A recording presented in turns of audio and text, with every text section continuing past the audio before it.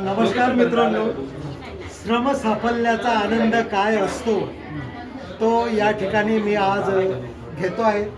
आमचे मित्र नानासाहेब मच्छिंद्र सिंह गिरासे यांचे लहान बंधू मुरलीधर सिंह गिरासे यांच्या सुविद्य पत्नी आदरणीय अरुणाताई आणि या अरुणाताईंचे हे दोन सुपुत्र अनिलजी आणि चेतनजी या गुजरातच्या भूमीवर येऊन अतिशय प्रतिकूल परिस्थितीमध्ये मात करून आणि खऱ्या अर्थाने शून्यातनं विश्व कसं निर्माण केलं जातं याची प्रचिती दाखवत या ठिकाणी यांनी हे घर या ठिकाणी साकारलेलं आहे.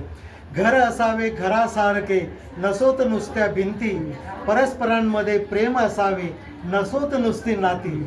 या उक्तीप्रमाणे हा परिवार गुण्यागोविंदाने नांदत असतो आणि या माऊलीने खूप कष्ट करून प्रचंड मेहनत घेऊन या गुजरातच्या भूमीवर आज हे अरुणाई हे संकुल साकारलेलं आहे.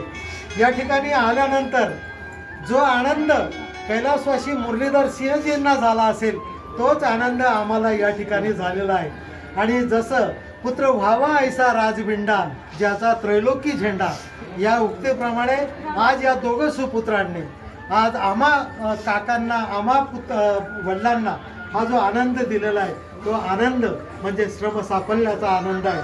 त्यामुळे या घरभरणीला येताना याची वास्तू पाहताना यांच्या आजूबाजूला असलेले नातेवाईक लोक पाहताना आम्हाला खूप आनंद झालेला आहे.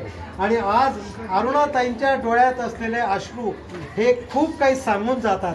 आज त्यांना जो आनंद झालेला आहे तोच आनंद स्वर्गस्थ मुरलीधर सिंहजी गिरासे यांनाही नक्कीच झाला असेल. आणि आसमंतात जे कुठे असतील ते आज हा सोहळा पाहत असतील आणि आपल्या पोरांचं हे कर्तृत्व पाहून तेही सुखावले असतील. त्यांच्या आत्म्याला आज खऱ्या अर्थाने शांती मिळाली असेल.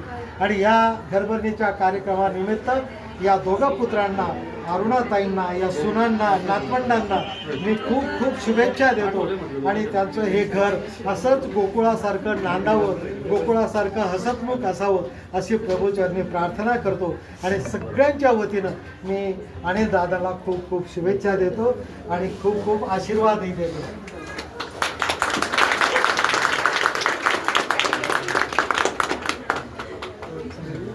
बस या.